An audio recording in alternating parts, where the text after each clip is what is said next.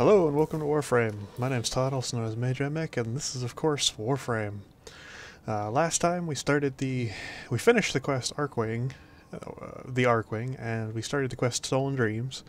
This time we're going to hopefully finish up the quest Stolen Dreams, and you know what? We're just going to jump straight into it, so we can get as much done as possible. After we complete Stolen Dreams, we will work our way across Phobos, fight the Sergeant, maybe even fight another boss that we can fight over on Mars, and mostly work our way towards building the Rhino Warframe. This time around, not a whole lot to talk about. There was a minor update to the game, which added a little mini game inside of the game, but there's not really much to say about that at the moment. Maru tells me that the Grineer are storing their 2 arcane codices on the Scallion. You need to find both to complete this mission. As at this moment, we don't really have anything to purchase said minigame. It's purchased from Cephalon Samaris by doing a synthesis targets, and we haven't really done any of those at the moment. So we're not even going to worry about that little minigame, at least not for the moment. We'll probably come back to it at some point. For now, we're going to finish our quest and try and get that Warframe that we've been working towards forever. But it's hard to say whether or not we'll be able to do it in this one part. Hopefully we will. You never know, though. Sometimes things don't work out like we want them to.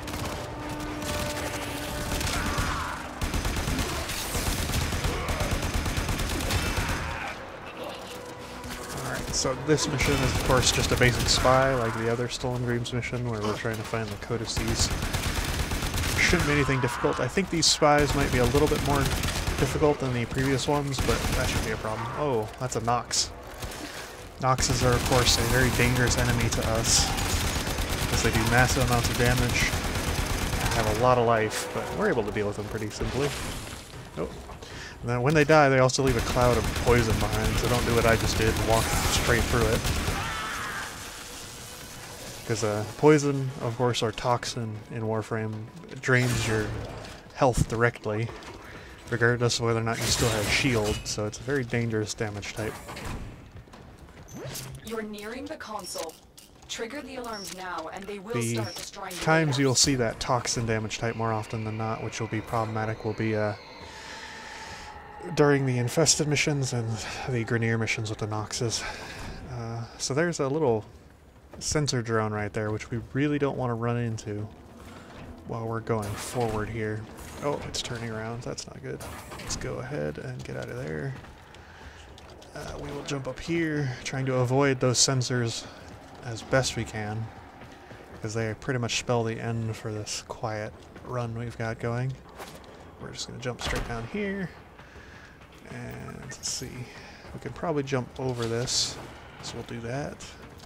Jump up here, melee that guy, and we're good to go.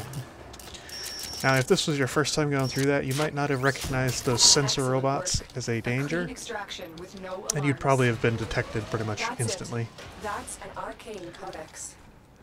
Because anywhere those beams touch in that cone is detected by that robot, and I'm pretty sure, you know, that cone goes forever, so anywhere in front of that robot is pretty much instant detection, which is not great. It really isn't. Those things can see you from pretty much across an entire spy room sometimes, and it gets really annoying, which is why invisibility is so important in a lot of spy missions. But we probably won't have invisibility any point in the future, or anytime soon at the very least. So we'll pretty much be going through any mandatory spy missions without it, trying to make do, which they say it's possible to do any spy mission without invisibility, but believe me when I say sometimes I doubt that claim. Whoa, that's a lot of dudes. The Avengers team will assemble to take down just a single Tenno. dealt with. So you might have noticed I also just had a slash proc against me, which I've talked about those in the past, that slash tends to be the preferred damage type for us as far as weapons go. A lot of Grineer have slash-based weapons, which when they hit you will of course proc a slash attack, which is, I think I've stated in the past, called a true damage attack. And true damage attacks do the same thing that Toxin does. Goes straight past shields to hit your health directly. So effectively it just ignores shields. Overall it's very annoying for us. I'm gonna reset the alarm real quick just so we're not dealing with guys trying to run behind us while we're trying to do this spy mission here. Hopefully they don't care too much. The target console is nearby. If you trigger the alarms now, the enemy will start destroying data. Now the only reason I bring up the damage types that kind of ignore your shields is dangerous is because of the fact that most Warframes don't have a lot of health, or you know, don't have a way to heal themselves. So when it comes down to it, they tend to be in great peril at higher levels when those slash procs and toxin procs can do most of their life and damage before they even have a chance to react. So it should be always noted that things like vitality and things that buff your health are very important. Alright, cool. So I was wondering if this window wouldn't be broken open, but it appears to, so we got an easy route straight in. Don't even have to worry about any robots detecting us. Data extracted. They won't even know it's gone. Good work. You found an arcane codex. So that noise you just heard was one of the robots detecting me. If I had stayed in that room for too long without getting the codicy, it would have detected me, set off the alarm, and then we'd be out of luck mostly. This appears to be one of the... Yeah, this is an extremist version, so not only do these sensors come in the normal versions, which have a lot of health, but they also come in an extremist version, which has even more health. As I stated, the only way to really deal with these annoying little robots is to have invisibility, or to kill them in one hit so they cannot detect you, but that is far easier said than done, as they have just a ridiculous amount of health when you really come down to it. I almost got stuck there. That would have been unfortunate. There is a way to get unstuck from areas. If you do get stuck, you can type unstuck in the chat, of course, and doing so will teleport you back to an area where the developers believe you'll be free from being stuck, but I can say with all honesty that doesn't always work. So don't rely on it. Try and get out the same way you got in first. Alright, so we're making it through this. So after this, I believe we have the final mission with the Corpus Arcane Codices. And that will be the last part of Stolen Dreams, which I'm pretty sure is another spy mission, but the Corpus spy missions tend to be, in my opinion, far easier, as they were the originals. Trigger the alarms now, and they will start destroying the data. Oh no. I've triggered an alarm. Data destruction is imminent. You need to hurry. Now usually... The console is nearby. If you trigger the alarms now, the enemy will start destroying data. Usually you can exit out of a hacking terminal without having to do it by pressing escape, but I've triggered a purge, which I'm actually going to use a cipher here to ensure that I get this before the time limit. Data integrity verified. Retrieval was successful. Now it should be noted that You've got the codices, and there's nothing more for us here. Get to extraction. that is one of the easiest ways to deal with some of these spy missions, is to run through them, ignoring the purge. But as you get into the higher level missions, the hacking minigames become longer, it becomes more difficult to do them quicker, and to top it all off, the amount of time before the data is purged tends to be lessened on certain missions. So that becomes a problem. What I just did there was kind of ignoring the whole stealth mechanic and just rush through it, but usually you would not recommend. doing such a thing. It would often cause that to be a failed mission pretty much right away. I'm mostly ignoring these enemies because I don't really want to deal with them, but I did just notice that my mission is to get some kills while sliding, so I'm just going to do that real quick. That extra affinity is great for your weapons, your Warframe, and I think it also might apply to your mastery rank, but I'm not positive on that. Alright, so we're completed there. I believe it's just one more, and then we'll be done. I probably should build some more ciphers in the future just for emergency situations like that, but we have to make sure that we have enough credits and resources to be able to do such a thing. So let's check real quick. Have you looked at these codices? They're absolutely beautiful, composed with such elegance and grace. I've never seen anything like them. Is there even an operator capable of writing anything so perfect? But you still have no idea what they mean, do you? No, not really. Well, I wouldn't expect the likes of you to understand. Given that the requirements for some of the things that we would like to build at the moment is only a small amount of credits based on how many we have, I think it's worth it to at least build a couple more energy restores, maybe a health restore, and some more ciphers. Ciphers especially are very inexpensive, being only 100 credits per each with a very small amount of resource cost to us. So we'll build a couple extras. And we'll complete this quest and get more of their codices, which shouldn't be any problem for us, I would hope. This time I intend on not brute forcing any stealth sections. I made the mistake of trying to exit that hacking terminal, even though I knew it opened the door for the remaining area. arcane codices to this Corpus facility. If I hadn't exited that terminal, it would have been just fine and it wouldn't have set off the data purge, and I wouldn't have had to brute force it like I did.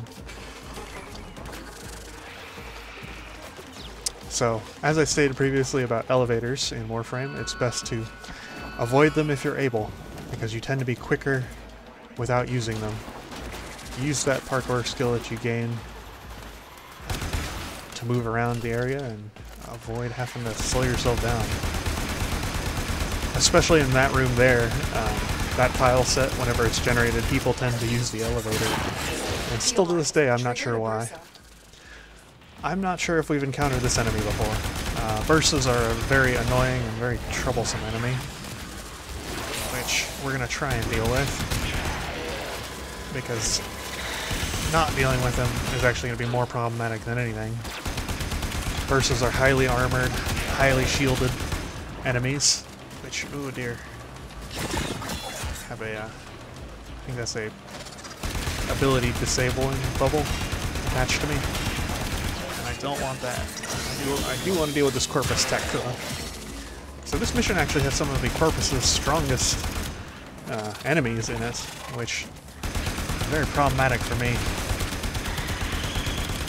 as we don't really have the best weapons in the game yet, and trying to deal with these enemies is a little bit over the top. Honestly, if you were to encounter this Bursa the first time, I would say try to ignore it the best way you can.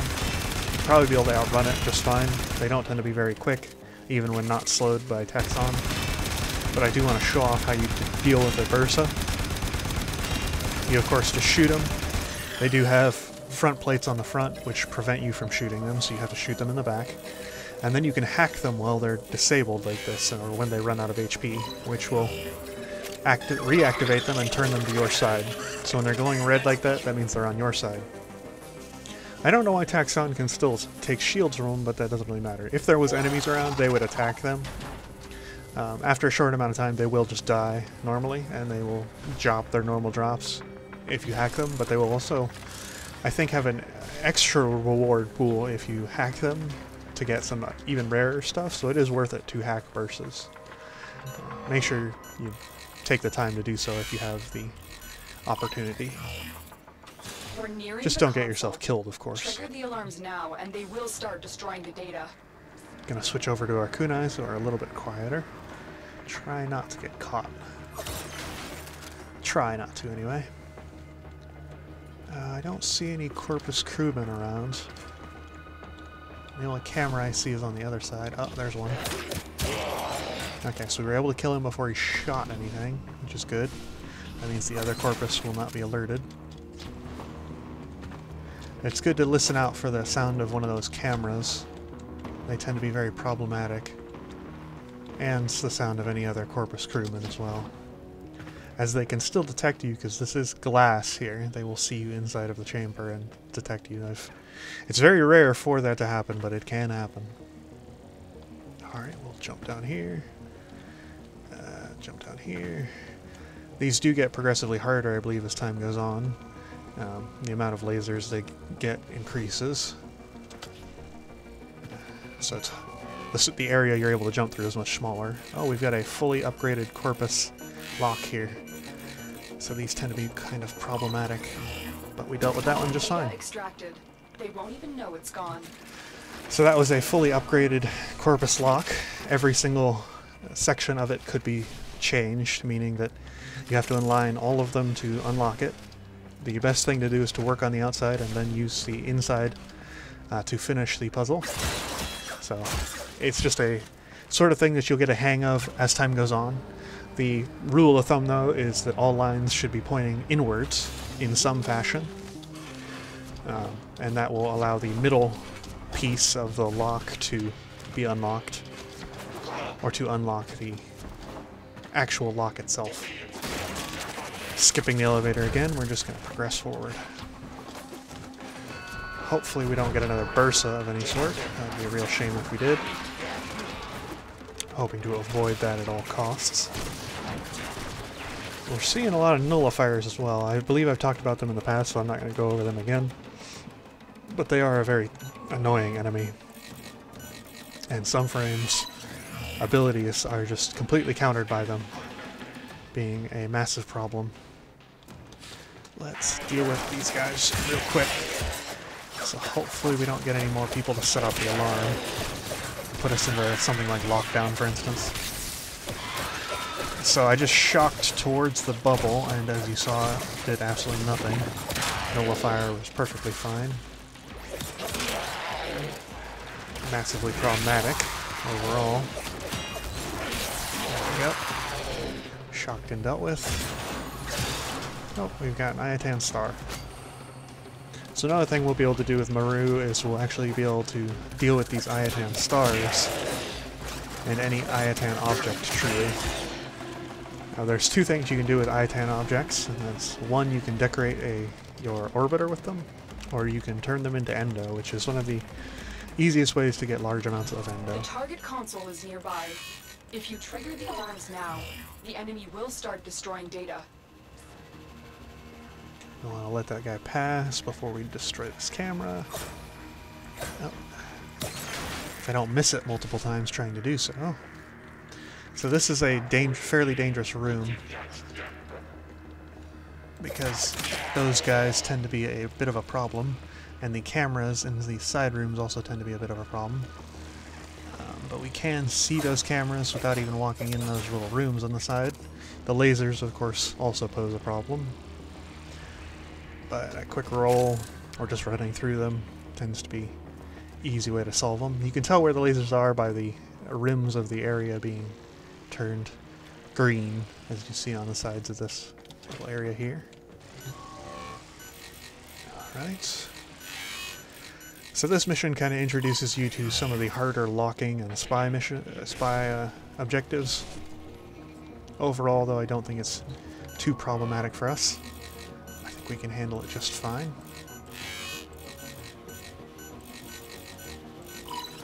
As you saw there, Excellent work. there was Clean one part extraction with no alarms. that we did not want to face inwards, but I could tell that was the fact by the fact that the one next to it was a three-pronged point, and that it needed something to close it. So every line needs to be closed in one of those, and you can replay that little hacking minigame that I just did so you can see what I mean. The big thing is, as I said before, just take your time, work the outside first. then do the inside, because the inside tends to just be pressing the inside enough times to get it all to line up. Nothing massively difficult. The Corpus locks tend to be far easier than the Grineer locks at high level. The high level Grineer locks tend to be very problematic because of a mechanic that has to do with the fact that while they are not timed, there is a certain amount of... Criminies. Just trying to get him to not activate the alarm there. There's a certain amount of time, or like leeway period, while doing those Grineer locks where... Let's just go inside the bubble here and kill him. Where the Grineer locks will reverse their angle. So as we've seen before, the Grineer locks have the spinning mechanism which you use to activate the smaller, like, little lock pieces as it goes around by pressing space.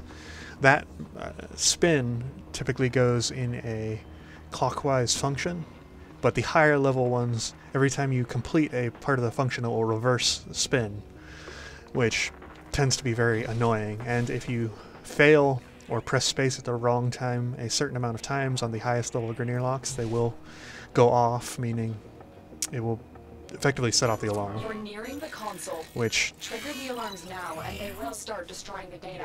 After you get a hang of it, isn't such a problem, but when you're first getting used to it, it can be a massive pain in the rear. Let's deal with this camera. I'd like to deal with this camera under me first. I don't like any cameras being alive if I can destroy them. That just tends to be a safety sort of thing. I think we can shoot through... Yeah, we can shoot through there just fine. We'll jump over that.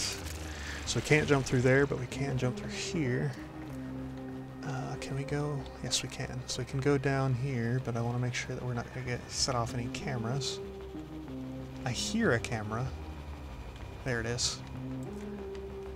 You always got to be careful of those ones. There we go. Turned off. If I had jumped down, I'm not sure if the settings on that actually indicate where it is with the two lines. I think it might actually activate like in just a cone in front of it. So I don't like those cameras. They tend to be very finicky about where you can hit them. Alright, so good there, and we'll spin that around and we're done. Data extracted. And that is pretty much how you do the high-level Corpus locks. We have all 3 codices. You may extract now. If it wasn't already completely obvious, it is worthwhile to learn how to do those locks, and if you fail your first time, do not fret. It won't be the biggest problem in the world, but it is much better if you get it on that first try. I'm not sure if you can actually reattempt the ones at the actual panels. I don't think I've ever failed one at the actual panel. I'll tend to use a cipher to ensure that I get it. If it comes down to that and I don't think I'm going to succeed or I've messed it up somehow, I will just use a cipher. That's why I always think it's good to have at least one of them on you. But we're not going to worry about that. Operator, these make sense now. This is machine code, meant to interface directly with a machine. Pity that machine has likely rusted into dust by now. Ordo, did you say something about a machine? Ordis's name is Ordis. Yeah, listen, that first codex is in the derelict. I pulled it from some sort of machine. I wonder, if we load the complete set of arcane codices back into that machine, would the code still execute? We're about to find out. Tenno, get ready to go into the void. And so we make our first true foray into the void to deal with the arcane machine. I'm not sure if I stated the previous mission was the final part or if this one was the final part, but there is apparently one more part, regardless of what I stated previously. I always get a chuckle out of looking at the general chat for Warframe. Some of the conversations in there are just so ridiculous. You can spend a lot of time just talking with people in general chat. Just make sure, of course, that you don't say anything offensive, because the kickbot will kick you out. Tenno, Maru is the only person who has been on the inside of that derelict and lived to tell about it. She'll guide you through this mission. This is it. Your Lotus has promised me a cut of whatever treasure you find, so don't you tin-suits go messing this one up. Get to the Void Portal. Maru, I said if there is any treasure. Oh, come on, the Oregon were all about treasure, weren't they? The only question is, how much?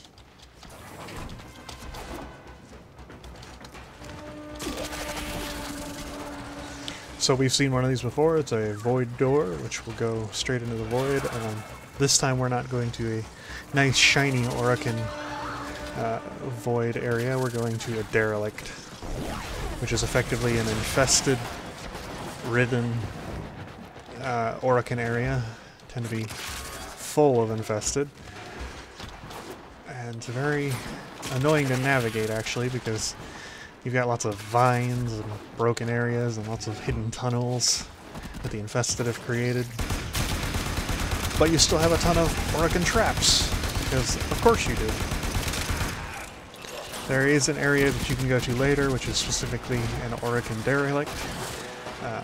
But for the moment, we really aren't there. The machine I pulled the final arcane codex from. You've got the full set of codices. Upload them and say hello to treasure.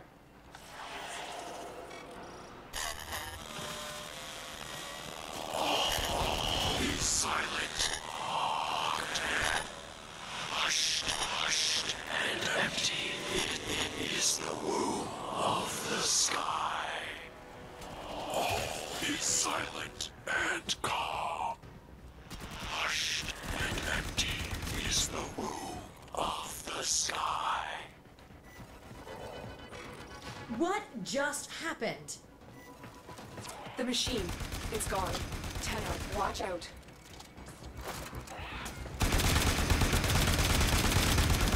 And so with that very cryptic information, we get assaulted by infested, and hopefully we won't die. Boy, that parasitic extremist has just taken none of my shit. He's just like, yeah, I'm just gonna completely ignore all you got to throw at me. Pretend I don't even exist, huh? Oh. Avoid his lash attack. The ancients have a, of course, attack that they shoot like a grappling hook towards you. I think it's actually supposed to be like a tentacle. They'll knock you over and pull you towards them. Very annoying, but can be dodged by dodge rolling. And there's some Warframes that can prevent it from even happening to begin with. Parasitic extremists tend to be one of the most annoying enemy types. I believe they suck out your energy. They're just overall really not my favorite sort of enemy to deal with. Let's pull out our bolter and try and deal with this guy. After we're done using the bolter, I think we might switch it up and get a weapon that does a little bit more damage, if we're able to. Using the bolter overall has not been as effective because our secondary tends to be quite fast firing as well, as I was hoping. But, you know, in Warframe you tend to use a lot of different types of weapons, so using the same weapon forever is of course a very poor choice, as not only will you prevent yourself from getting mastery level ups, you'll also kind of limit your abilities as a player because you won't know how to use some of the more interesting weapons in the event that, you know, you get given one or you craft it in the future. Or perhaps that it would just be very useful for a certain type of mission and your fellow teammates, for instance, requesting to use it, you wouldn't know how if you didn't already use it in the past. So it's good to use plethora of weapons. Came for, but there's nothing more for us here. Exit the derelict and head for extraction. There's a lot of speculation. What? Where's my damn treasure? I was told there would be treasure. Whatever that was, it wasn't here for our benefit or yours. Only time will tell what we've just uncovered.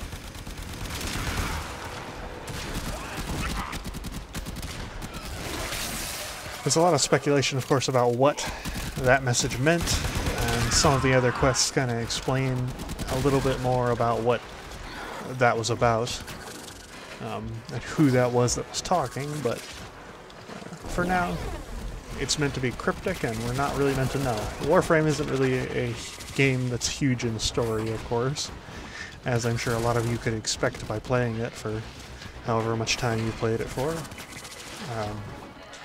They just kind of dump you in and expect you to just go at it. Story is very heavily a end game sort of thing that you'll realize as you progress.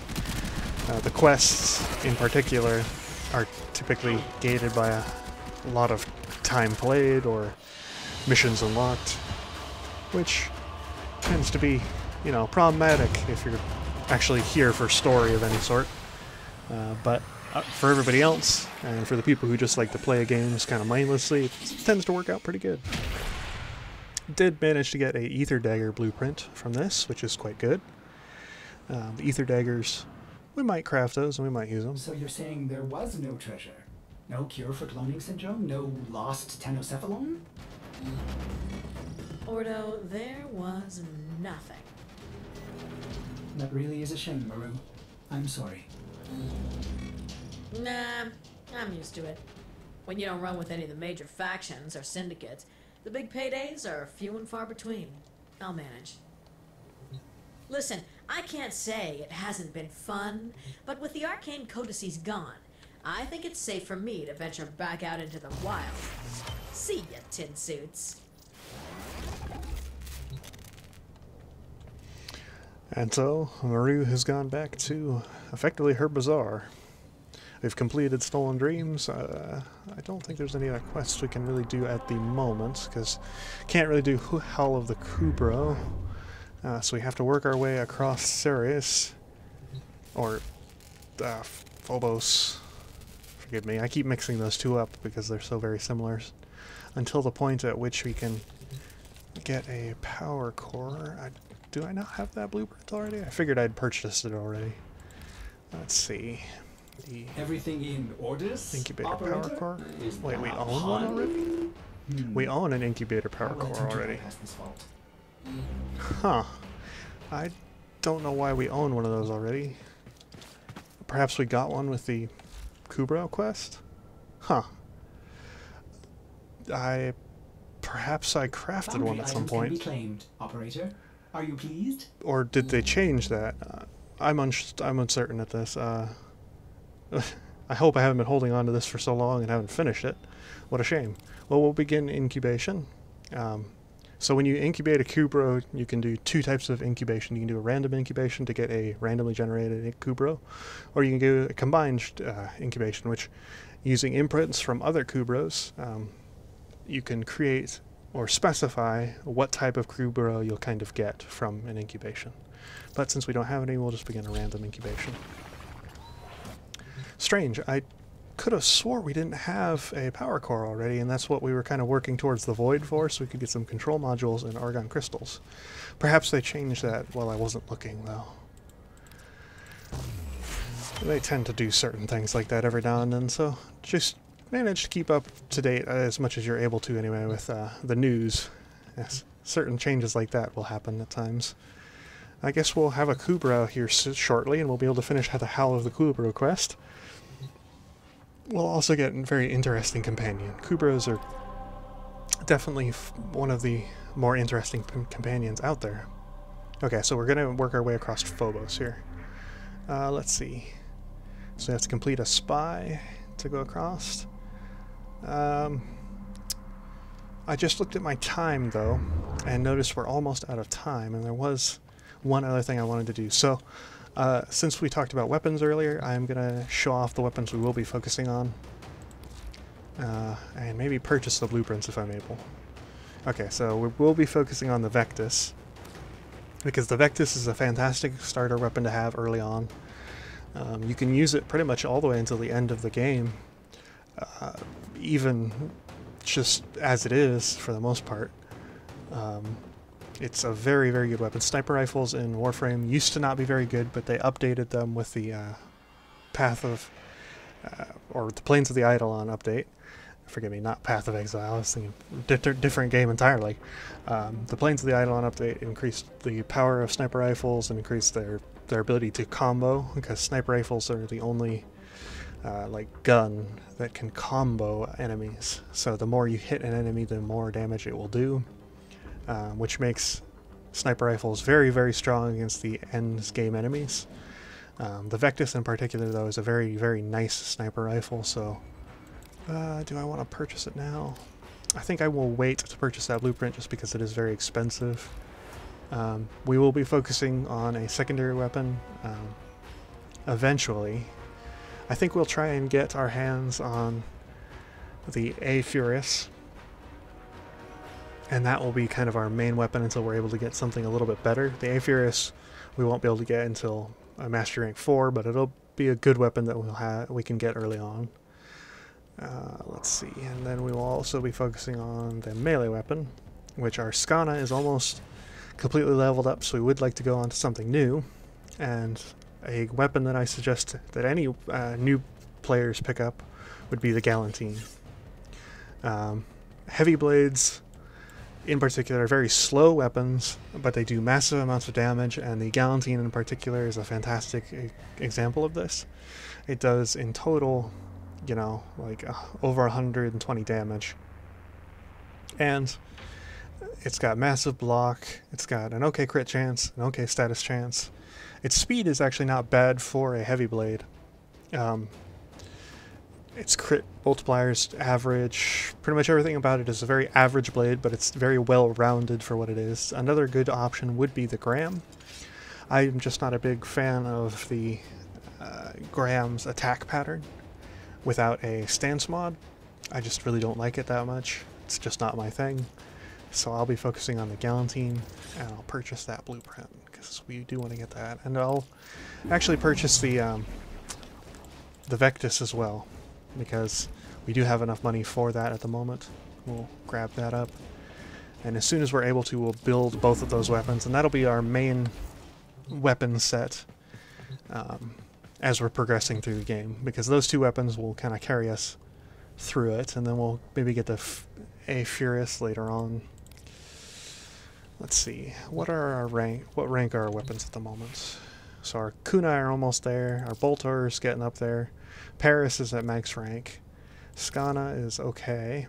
Oh, we do also have the Heat Sword, which we will probably level up at some point. Excellent armaments, operator. Please return. Covered in blood. But I just wanted to purchase those blueprints and talk a little bit about the weapons that we're going to be focusing on. Another thing that we may do in the future is we may create our own clan. So I haven't talked about clans at all. You can open this screen here by going to the same area that I did previously, communication, then clan, to learn about clans. And I'm not going to talk about stuff that is in this little tutorial, because you can look at it yourself and spend the time if you're playing the game. But we might decide to start our own clan later, kind of learn about the rewards that you get. We might decide to abandon that clan eventually and move on to joining a different clan, but we'll see how it goes. Depends on how easy it is for us to build up that clan ourselves, because we won't really have a whole lot of people to help us out. But at the same time, clans are a massive part of the game when it comes to the weapons of Warframe, because there are a lot of weapons you cannot get without being in a clan. So let's actually not go to the market, because the market will only show the weapons that you can purchase from the market. But if we go into our weapons area here, there are a lot of weapons that we cannot get from the market, such as things like the AK Samadhi. Forgive me if I'm mispronouncing that. That's a clan weapon. The only way you can get it is from being in a clan. I think you might purchase the actual blueprint for the AK Samadhi from the market, but the AK Stiletto blueprint, which you use to build the weapon, because it's a multiple tiered weapon, which again is another thing we'll get to. There are some weapons which use other weapons as components, but the AK Stiletto for sure is a clan weapon, so you have to be in a clan to be able to purchase the blueprint for the AK Stiletto. So that will be something that we might work towards, because the AK Stiletto alone is a very, very good weapon. It's a secondary weapon with a high fire rate, great critical chance, great status chance, a very even balanced damage type between impact and slash, Fully auto, has an okay magazine size, and just tends to be a very good weapon. The AK Stiletto Prime, for instance, is one of the best weapons in the game, as a base reference for that. Another good weapon that you can't get if you're not in a clan would be... There's quite a few in this list, but I want to list off one specifically that you can't get unless you're in a clan. Oh, I don't know if it'll be in this list because I don't think I've actually seen it in game yet, but we'll see.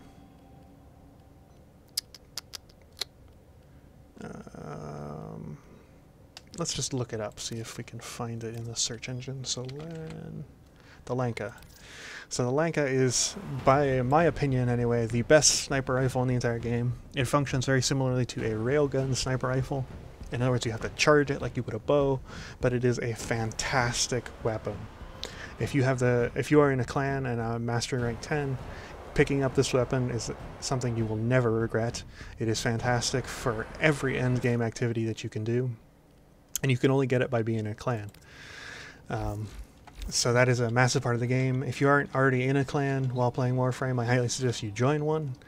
You can find one by going into, I believe, the recruiting tab here, and just saying, like, is there any clans out there that I can join? Or even maybe in the region chat, though I'm not sure if the kickbot will kick you out for that.